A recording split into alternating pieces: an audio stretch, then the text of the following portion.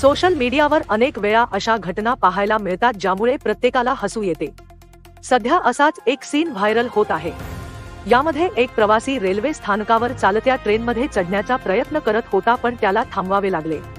स्थानकावर कर्तव्यावर असलेल्या सुरक्षा कर्मचाऱ्यांनी जीव धोक्यात घालून प्रवाशाला वाचवले।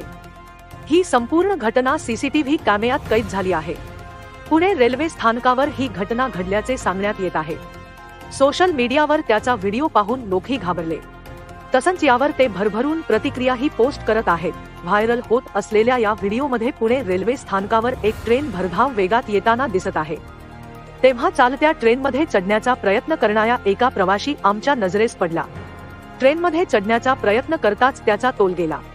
आता तो रुळावरून खाली येण्याच्या बेतात असताना एक सुरक्षा रक्षक आणि MSS कर्मचाऱ्यांच्या एका सदस्याने त्याच्याकडे पाहिले। त्याने पटकन जाऊन प्रवाशाला बाहेर काढले।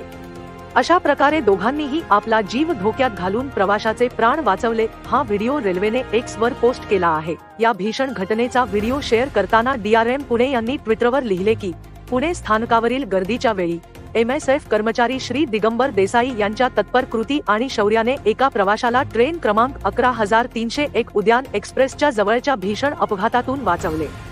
प्रवासी सेवेप्रती समर्पणाचा खरा पुरावा।